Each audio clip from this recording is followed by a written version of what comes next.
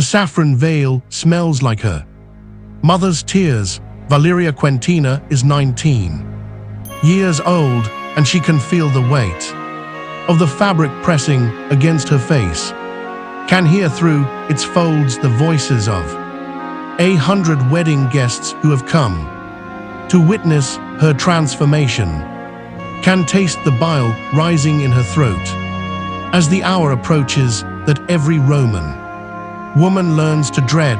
She was until this morning a daughter of the gens.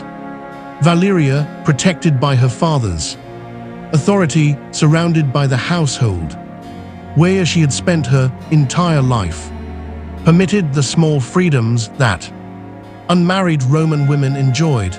Now she stands in the atrium of her father's house, dressed in the tunica recta she wove with her own hands, her hair arranged in the 6 braids of a Roman bride, her waist bound with the knot of Hercules that only her husband will be permitted to untie, and she is counting the hours until sunset. Sunset is when the procession begins.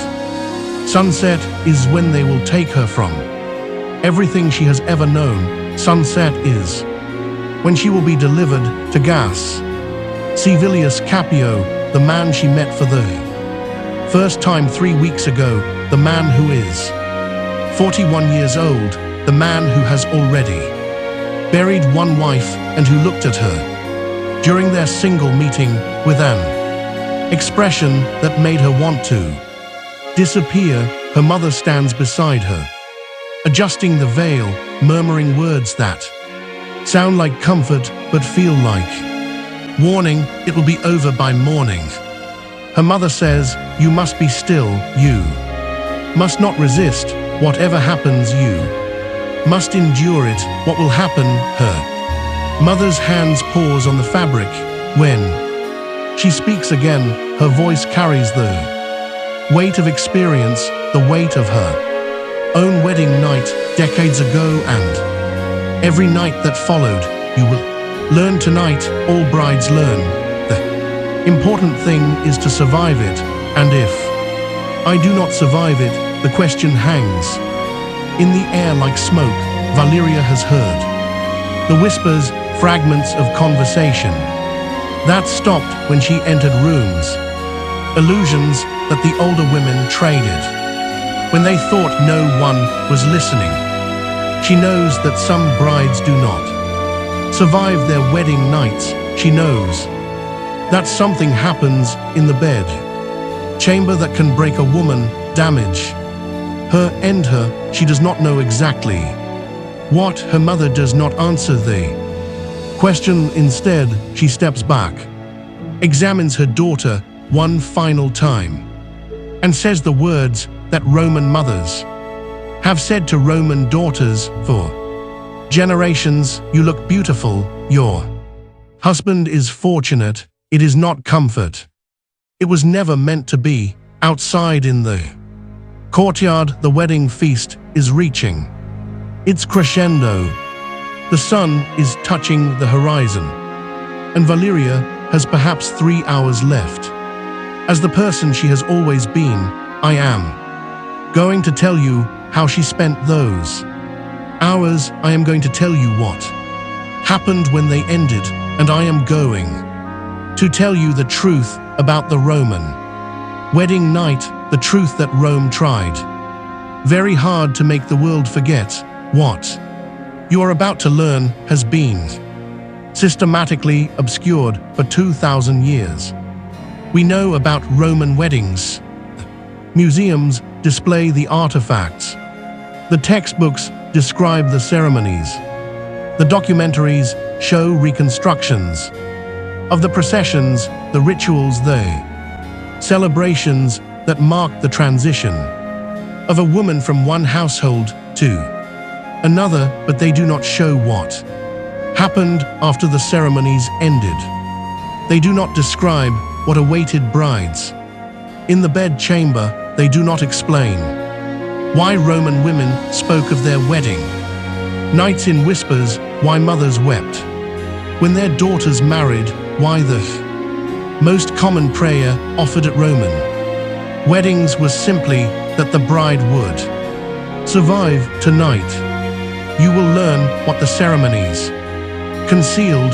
You will learn about the ritual that every Roman bride faced, the ritual that was so central to Roman marriage and so disturbing to Roman sensibilities that even the Romans themselves preferred not to discuss it directly. You will learn why this night was the night Roman brides feared most. Subscribe now, because this story is going to take you places that though history books deliberately avoid. Comment below telling me where you are watching from, and settle in, because Valeria's wedding day is about to reach the hour she has been dreading, and I am going to tell you exactly what that hour contained. But first, I need to warn you about something. This video is going to challenge what you think you know about Roman civilization. It is going to show you a side of Rome that does not appear in the tourist brochures or the Hollywood epics. It is going to make you understand why certain aspects of Roman marriage were never discussed openly, never depicted in art, never described in the literature that has survived. Some things were too important to ignore and too terrible to remember. The Roman wedding night was one of them. Let us begin with what Valeria knew and what she did not know. As the sun began to set on her wedding day, 3 hours before sunset, Valeria had retreated to a small room off the main atrium, a storage space private enough for the conversation she needed to have. Her Aunt Cornelia had followed her there, understanding without being told what a niece required. Cornelia was 43 years old. She had been married at 19, widowed at 26, and had refused every offer of remarriage in the 17 years since. When people asked why she remained unmarried, she gave various reasons. Her children needed attention. No suitable match had been found. She was devoted to religious duties. Valeria suspected the truth was simpler. Cornelia had experienced marriage. She had no desire to experience it again. You want to know what happens tonight? Cornelia said. It was not a question. Mother will not tell me. The slaves go silent when I ask. Everyone speaks around the subject, but never about it. Valeria's voice was steady, but her hands were trembling. I need to know what I am facing. What you are facing depends on your husband. Some men are. Cornelia paused, choosing her words carefully. Some men understand that their brides are frightened. They take their time. They try to make the experience less damaging. And other men do not understand, or do not care to understand. They see the wedding night as their right, a right they have purchased, a right they intend to exercise fully, regardless of how their bride experiences it.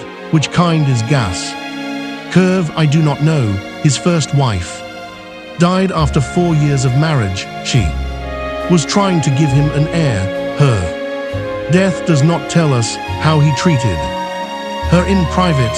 Cornelia moved closer, lowering her voice. But I can tell you what the wedding night involves, what happens in that room, what you need to be prepared for. Please. What Cornelia told her took nearly an hour. She explained the physical realities, what a husband would expect, what a wife was required to provide, what the experience typically involved for a woman who had never known a man before. She explained the legal realities, that a wife's body belonged to her husband under Roman law. That refusal was not merely discouraged, but effectively impossible, that the consequences of resistance could range from beating to divorce to outcomes that no one spoke of directly. She explained the survival strategies, how to make the experience less painful, how to appear willing even when terrified, how to create the impression of submission that some men required before they would moderate their behavior. And she explained something else, something that would stay with Valeria for the rest of her life. The wedding night is not the end, Cornelius said, it is the beginning. Whatever happens tonight will happen again tomorrow night and the night after, and every night your husband chooses to exercise his rights. The women who survive are the women who learn to manage this, who learn to create small spaces of autonomy within total powerlessness, who learn to endure what cannot be prevented. How do you manage something like that? By understanding that your husband is not a monster, he is simply a Roman man, a man who believes he has certain rights, who was raised to exercise those rights, who sees nothing wrong with what he does.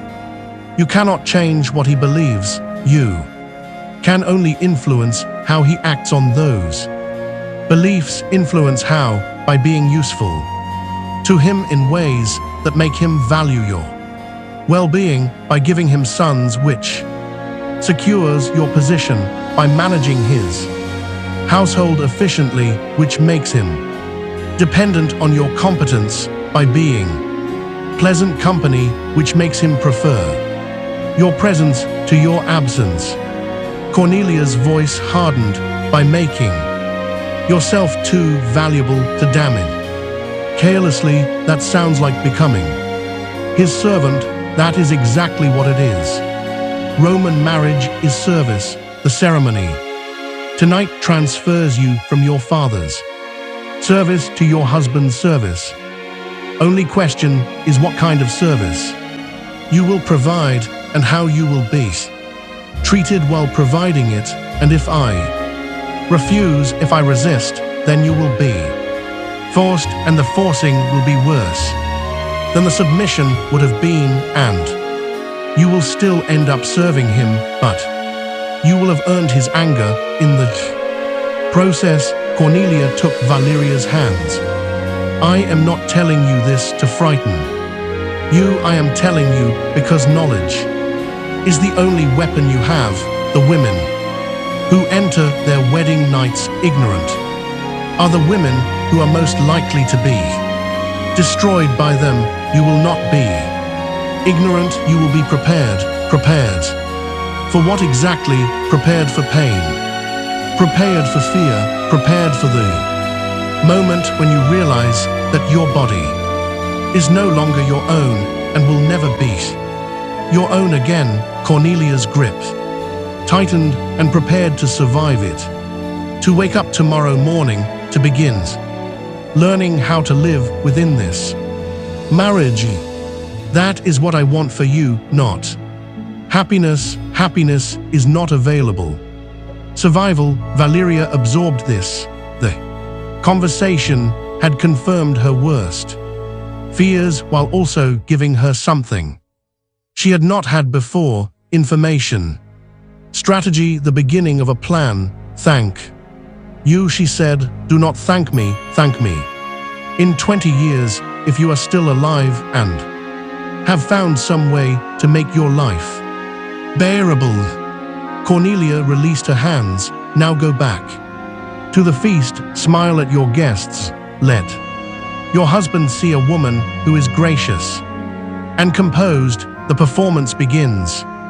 Now it does not end until one of you dies. Let me stop here to explain something about Roman marriage, because without understanding the system, you cannot understand what Valeria was navigating. Roman marriage was not a Partnership between equals, it was not a romantic union, it was not even in the way we would understand it, a family arrangement. Roman marriage was a transfer of property under Roman law. A daughter belonged to her father, she was under his authority, his patria potestas.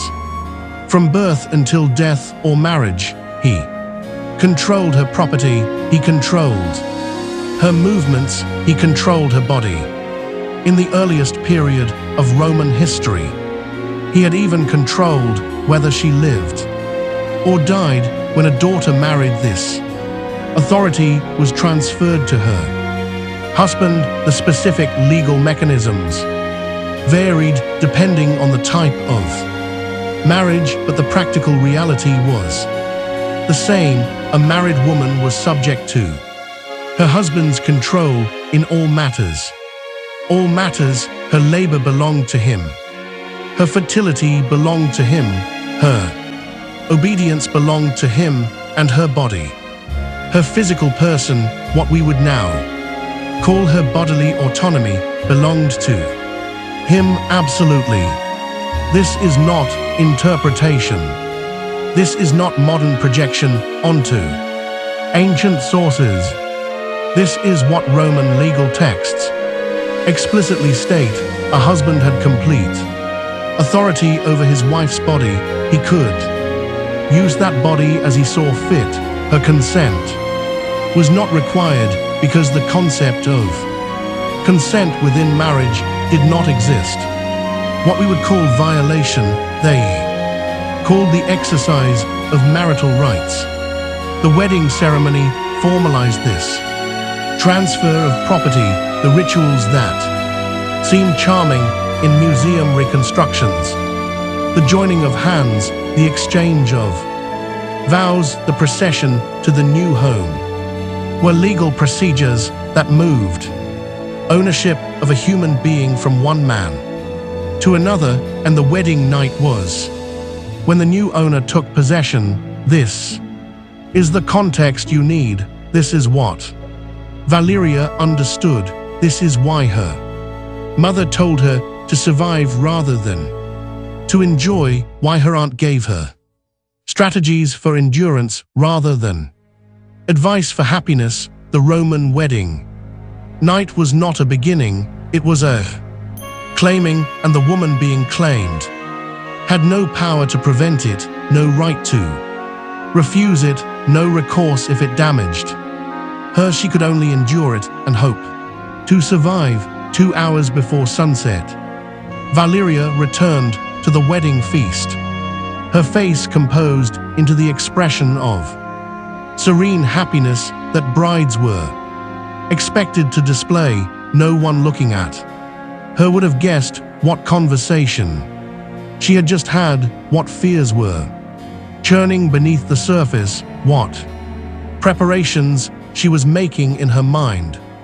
She watched her future husband across the room. Gaskervalius Capio was deep in conversation with her father, discussing, she assumed, the final details of the property transfer that would accompany her transfer, the dowry, the settlement, the legal arrangements that would govern their marriage. He was 41 years old, his hair was gray at the temples, his face was lined with the evidence of decades of Roman life, political maneuvering, business dealings, military service in his youth. He was not ugly, but neither was he the young man that girls dreamed of marrying. He was a Roman man of a certain age who needed a wife whose first wife had failed to provide an heir before dying, who had identified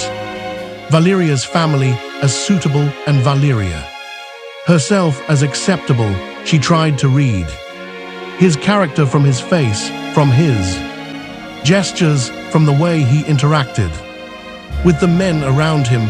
Was he the kind of man who would be considerate, as her aunt had put it, or was he the other kind? She could not tell.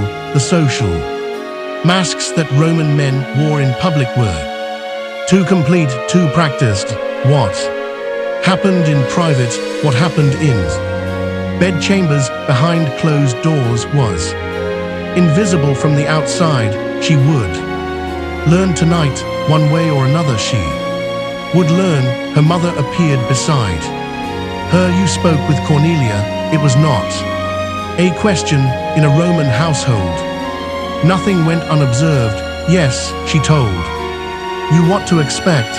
She told me what she could. Her mother was quiet for a moment. When she spoke, her voice carried something that Valeria had not heard before, something raw, something personal. I was 19 when I married your father. I did not have a Cornelia to prepare me. I entered my wedding night knowing nothing except that I was frightened. She paused. I survived. You will survive too.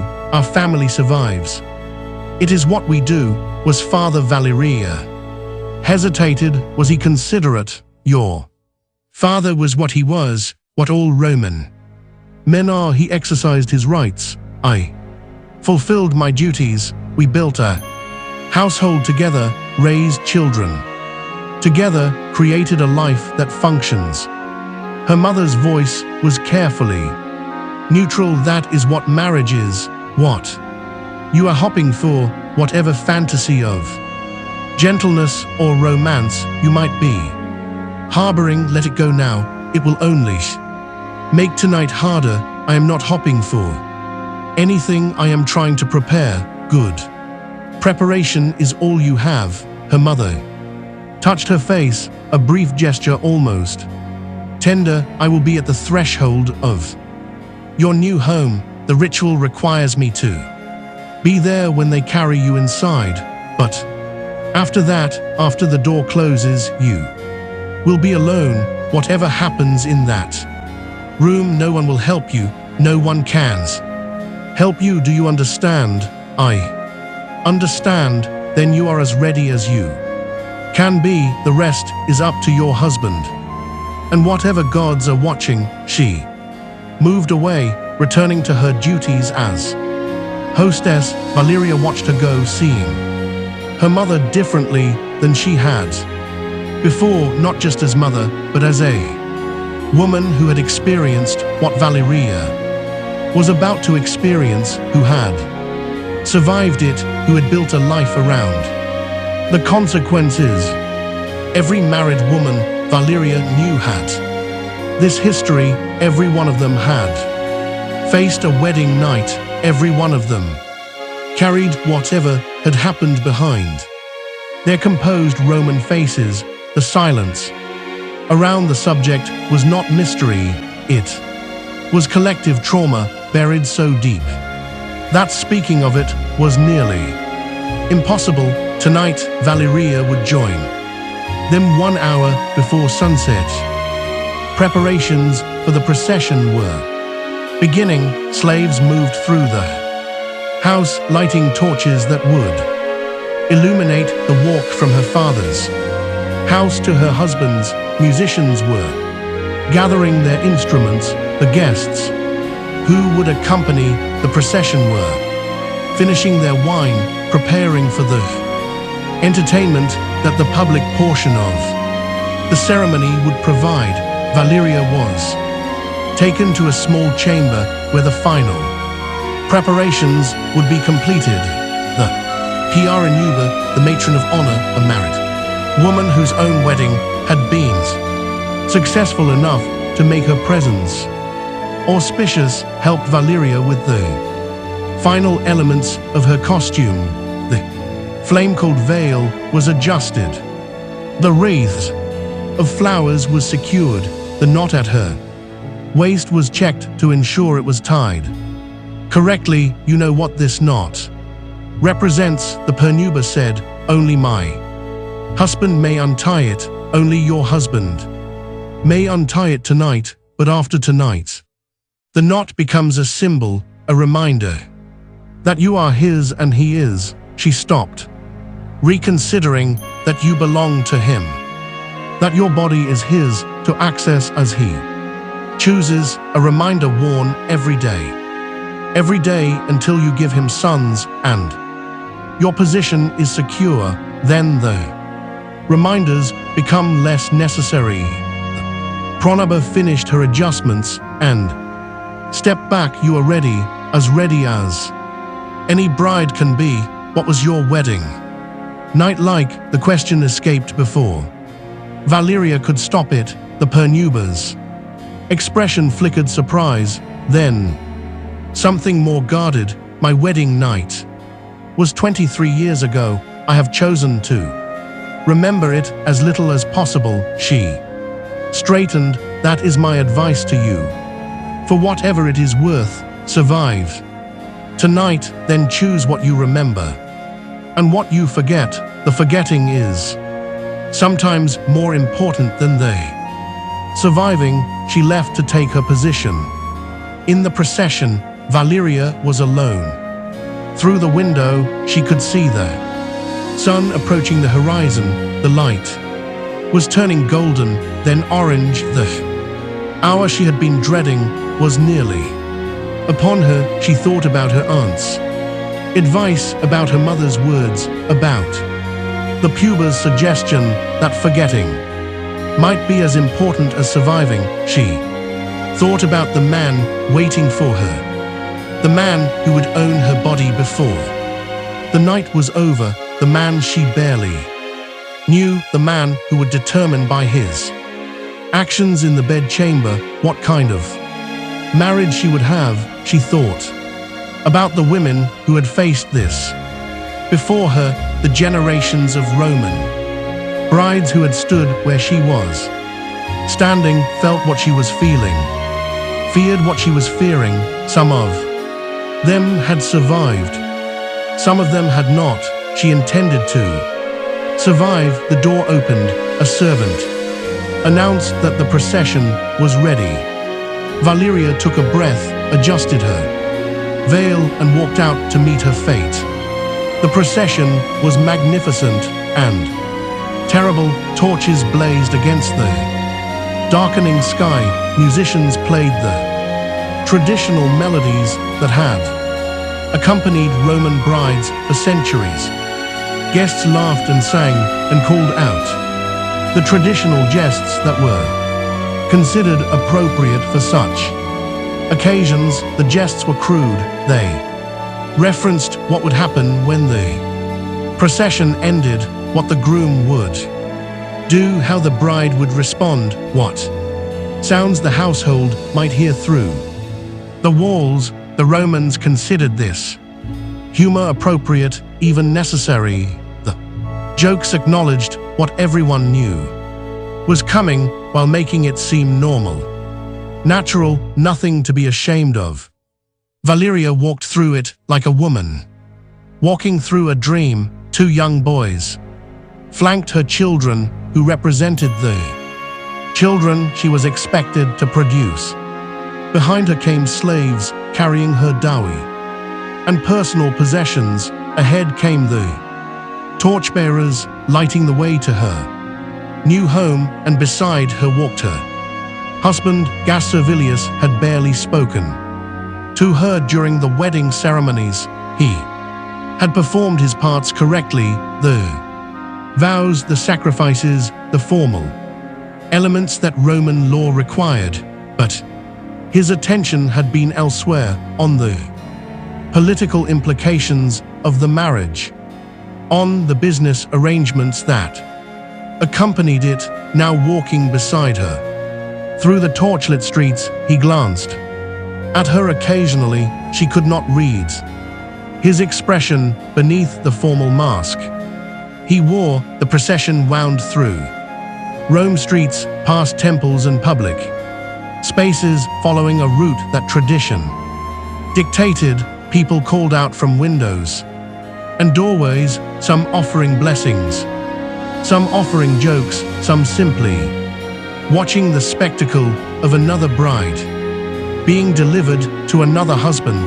The walk was long enough for Valeria to feel every step, long enough for her to register the faces in the crowd, the flames of the torches, the music that seemed to mock her with its cheerfulness long enough for her to understand in her body as well as her mind that every step took her further from the life she had known and closer to the life she would have to survive. The procession arrived at the house of Gas Civilius Capio. The threshold ritual began. I need to tell you about this threshold ritual because it reveals something essential about what the wedding night meant. A Roman bride did not walk into her new home. She was carried. Specifically, she was lifted over the threshold, never permitted to touch it, never permitted to enter under her own power. The attendants who lifted her were performing a ritual that dated back to Rome's earliest history, ritual that commemorated something the Romans themselves found difficult to discuss directly. The most common explanation, even in Roman times, was that the ritual recalled the story of the Esbine women, the mass abduction by which early Rome had acquired wives for its first generation of men. According to this tradition, the first Roman brides had been carried into their husbands' homes by force. The threshold ritual reenacted this moment, reminding everyone present that marriage began with taking, with claiming, with the assertion of male power over female autonomy. Other explanations existed. Some said the ritual prevented the bad omen of a bride stumbling. Some said it represented the bride's reluctance to leave maidenhood behind. Some said it was simply tradition, its original meaning forgotten, but the message was clear regardless of the explanation. A bride did not choose to enter her husband's house. She was delivered, she was carried, she was placed inside like property, being deposited in its proper location. Valeria was lifted by attendant strong men who had performed this service many times before and carried through the doorway of the house that would be her prison and her refuge for the rest of her life. She was set down in the atrium. Her husband was waiting. The household rituals that followed were designed to establish Valeria's new position, to formalize her transition from daughter to wife, from her father's property to her husband's property. She was given fire and water. These elements symbolized her new domestic duties. She would maintain the hearth, manage the household, oversee the supplies that kept the home functioning. A Roman wife's role was service, and these symbols reminded her of the service she would provide. She was led to the household shrine where she made offerings to the gods who protected this house. She was introduced to the household slaves who would serve under her direction. She was shown the areas where she would work, the rooms she would manage, the spaces that would define her daily existence. And she said the words, "Where you are gas, I am Gaia." The formula was ancient. It meant that she had no identity apart from her husband, that her name itself was subsumed into his, that the person she had been, Valeria Quintina, daughter of the gens Valeria, was being dissolved into someone new, the wife of Gas Servilius Scipio, a woman defined entirely by her relationship to the man who owned her. The guests cheered, wine was drunk, blessings were offered, and then the moment arrived that all the rituals had been building toward. The Pronoba took Valeria's hand.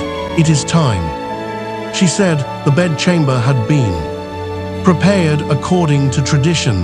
The lectus genialis, the marriage bed, stood against the wall, decorated with flowers and fine fabrics, oil lamps cast soft light that could not quite disguise the room's purpose. Incense burned in the corners, filling the air with heavy sweetness. Valeria stood in the center of the room, her heart pounding so hard she could feel it in her throat. The pronoun helped her remove her outer garments, not everything she would keep. The tuna erecta, the dress she had woven herself until her husband removed it. But the veil was lifted away, the wreaths was set aside, the decorations that had marked her as a bride was stripped off. One by one, I will be outside, the Pronabas said, until I hear she stopped, until I know the marriage has been completed. If you need anything before then, call for me. What might I need? The Pernuba's face revealed. Nothing, probably nothing. Most wedding nights pass without incident, but if something happens, if you require assistance, I will be here. The words were not comforting. They confirmed that something might happen, that brides sometimes needed assistance, that the woman waiting outside expected the possibility of a crisis. The Pronoba left. Valeria was alone in the room where everything would change. She had, perhaps minutes before her husband arrived, she used them to prepare herself, to remember her aunt's advice, to steady her breathing, to assume the expression of willing acceptance that might make what was coming slightly more bearable. The door opened. Gar Servilius Scipio entered the bed chamber that was now his to command. He had removed his formal toga. He wore only a tunic now, loose, simple, easily shed. In his hand he carried a cup of wine, which he finished as he entered. He looked at her, she looked at him for a long moment. Neither spoke. Then he moved toward her, set down the empty cup, and circled her, slowly examining her from every angle, as if assessing merchandise he had purchased. You are frightened, he said. Yes, that is normal. Brides are frightened on their wedding night. His voice was matter of fact, neither cruel nor kind. I am going to tell you what will happen now. You will remove your tuna. I will examine what I have acquired. Then I will claim my rights as your husband. Do you understand? Yes, good. Begin. She reached for the knot of Hercules at her waist, the knot her mother had tied that morning, the knot that only her husband was permitted to untie. Stop, he moved closer. I will do that. His hands replaced hers. He worked the knot, slowly, taking his time, savoring the moment. It came undone in seconds. The tunica loosened. He pushed it from her shoulders. It fell to the floor. She was exposed before him. He circled her again, his eyes moving over her body with the attention of an inspector reviewing inventory. His hands touched her occasionally, her shoulder, her hip, her back, clinical touches that assessed rather than caressed. You are acceptable, he said finally. Healthy, well-formed, suitable for bearing children. He gestured toward the bed. Lie down. She walked to the bed. She lay down. She arranged herself as she had been told to arrange herself, available, accessible, offering no resistance. He removed his tunic.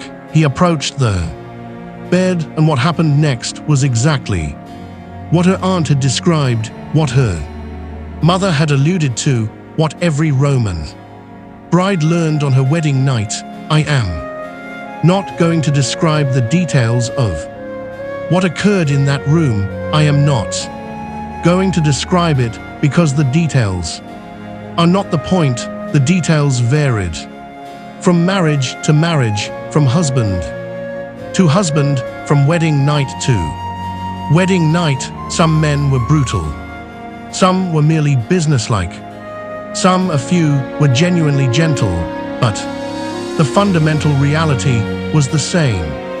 Regardless of the details, a woman who had never known a man was required to submit to one, a body that had been her own became property to be used, a person who had been protected as a daughter became available as a wife, and she had no power to prevent any of it. Valeria experienced what Roman brides experienced. She felt what Roman brides felt. She understood in her body and her mind what it meant to be claimed as property. It hurt. She had been warned that it would hurt, and it did. The physical reality of what her husband did, what Roman law gave him the right to do, was painful in ways she had not fully imagined, despite the warnings.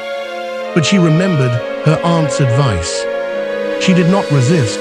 She made herself as still as possible, as accommodating as possible. She performed the appearance of acceptance that her aunt had said might moderate her husband's behavior. Whether it worked, she could not tell. Whether Gars Civilius was being considerate or not, she had no baseline for comparison. She only knew that it was happening, that she was enduring it, that every moment that passed was a moment closer to it being over. It was over sooner than she expected. Her husband finished. He withdrew. He stood up from the bed and reached for his tunic. "You will sleep here tonight," he said. "Tomorrow the housekeeper will begin instructing you in your duties. You will learn quickly. I do not tolerate incompetence in my household." "Yes, husband." He left the bed chamber. She lay where he had left her, feeling the ache that radiated through her body, feeling the evidence of what had happened spreading beneath her, feeling the tears she had not permitted herself to shed finally escaping down her temples. It was over. She had survived her wedding night, but surviving one night, she understood, did not mean surviving what came after. This would happen again tomorrow night, and the night after, and every night her husband chose to exercise his rights. The wedding night was not the end of her ordeal. It was the beginning of a life she would have to learn to navigate. First step was getting through the night. The second step was getting through the morning. Everything else would follow. Morning came. Valeria rose from the bed that still showed evidence of what had happened. She cleaned herself as best she could with the water and cloths that had been left for this purpose. She dressed in the matron's clothing that had been laid out, married woman's clothing now, not maiden's. Reflecting her changed status, she examined herself in the polished bronze mirror that hung on the wall. She looked the same. That surprised her somehow. She had expected to look different too. Bare visible marks of her transformation, but her face was the same face she had always seen. Only she knew what had changed, what had been taken, what had been learned in the hours since sunset. She emerged from the bedchamber to meet her new life. Housekeeper was waiting. Her name was Tirsa, a freed woman who had managed Guy Servilius's household for 18 years, through his first marriage and its aftermath, through the years of searching for a new wife, through the preparations for this wedding. Tirsa looked at Valeria with an expression that contained something unexpected. Recognition. "You survived," Tirsa said. Yes, good, I was not certain you would. The master can be, she paused, choosing words carefully. The master is demanding. His first wife found him difficult to manage. She did not learn quickly enough what happened to her. She tried to give him an heir 5 times. In 4 years she tried, the 5th time killed her. Ter's voice was flat, informational. She was not strong enough. I hope you are stronger, so do I. Strength can be learned, strategy can be taught.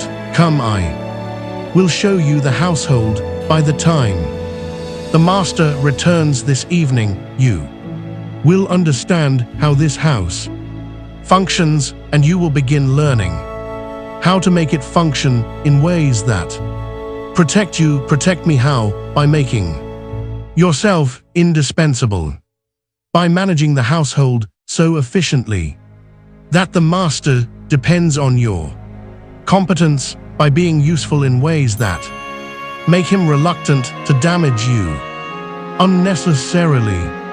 Tisha began walking, expecting Valeria to follow. His first wife did not understand this. She thought that pleasing him in the bed chamber was enough. It is not enough. You must please him in all areas. You must make yourself valuable. Valuable things are treated better than things that can be easily replaced. It was the same advice her aunt had given, expressed in different words. Valeria was beginning to understand that this knowledge, this survival strategy, was passed from woman to woman throughout Roman society. Hidden curriculum taught informally, essential for navigating marriages. That the formal education of Roman women never acknowledged. Teach me, she said. I intend to. I managed one mistress's death through ignorance. I do not wish to manage another. Terta led her through the house, pointing out rooms and explaining their functions. Pay attention, learn quickly. The master's patience is limited and his expectations are high. Your education begins now. The weeks that followed were an education in survival. Valeria learned her husband's patterns. She learned when he was most likely to visit her chamber and when he was most likely to leave her alone. She learned what put him in good moods, successful business dealings, favorable political news, and what put him in bad moods, financial setbacks, social slights. She learned how to read his expressions, how to anticipate his needs, how to position herself as a competent and accommodating wife. She learned to manage the household. She learned the slaves' names and responsibilities, the household's accounts and supplies, the daily rhythms that kept a Roman home functioning. She discovered that she had a talent for organization, a talent that made Tertia's job easier and earned the freed woman's grudging respect. She learned to manage her husband. She learned that appearing willing reduced the frequency of visits to her chamber. He seemed to enjoy claiming rights more than he enjoyed exercising them. She learned that praising his judgment made him more inclined to consider her opinions. She learned that small services, anticipating his needs before he expressed them, accumulated into something that might eventually resemble influence, and she learned to manage her own responses. The nights did not become pleasant, they did not become comfortable, but they became survivable experiences she could endure without breaking, could recover from, could set aside in some mental compartment where they did not poison every waking hour. She learned what the pronuba had meant about choosing what to remember and what To forget 3 months after her wedding. She missed her monthly bleeding, 2 months after that, her pregnancy was confirmed. I need to stop here to tell you something about what pregnancy meant for Roman women, because pregnancy was both the greatest danger and the greatest opportunity that a Roman wife faced. The greatest danger because childbirth was deadly. Roman medicine had no understanding of infection, no ability to handle complicated deliveries, no tools for the emergencies that modern medicine manages routinely. Women died in childbirth frequently. Perhaps 1 in 50 deliveries ended in the mother's death, possibly more. Young mothers faced even higher risks, their bodies sometimes not fully prepared for the demands of pregnancy and labor. Roman wife who became pregnant knew that she might not survive the experience.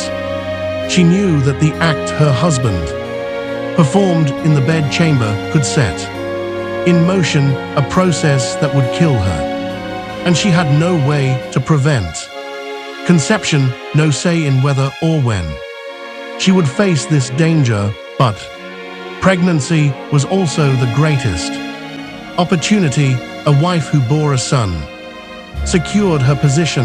She had provided what Roman marriage existed to provide: an heir, a continuation of the family line, proof that the marriage was fruitful. A wife with sons could not be easily discarded. A wife with sons had leverage that a childless wife could never achieve. This was the calculation that every Roman wife made. The danger of pregnancy was real. The opportunity of successful motherhood was also real. And there was no way to have the opportunity without facing the danger. Valeria understood this calculation. She understood that her pregnancy was both threat to her life and a potential transformation of her position. She understood that the next several months would determine everything about her future in this marriage. If she survived, if the child survived, if the child was a son, everything depended on outcomes she could not control. The pregnancy progressed normally.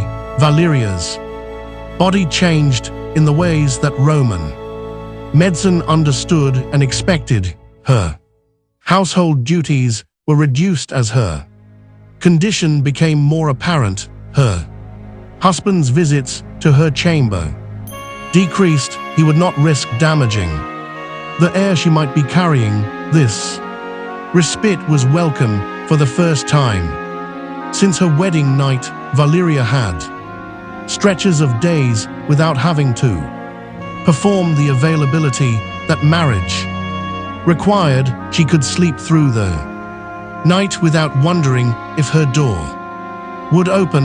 She could wake in the morning without dreading what the evening would bring. She used the time to consolidate her position. She deepened her relationships with the household slaves, learning their concerns and addressing what she could. She strengthened her alliance with Tertia, who had become something approaching a mentor. She established contact with other married women in neighboring households, beginning to build the network of mutual support that Roman women maintained outside their husband's awareness. And she prepared for childbirth. The older women in her network shared what knowledge they had, what to expect, what could go wrong, what strategies might help. They shared stories of births they had attended, births they had survived, births that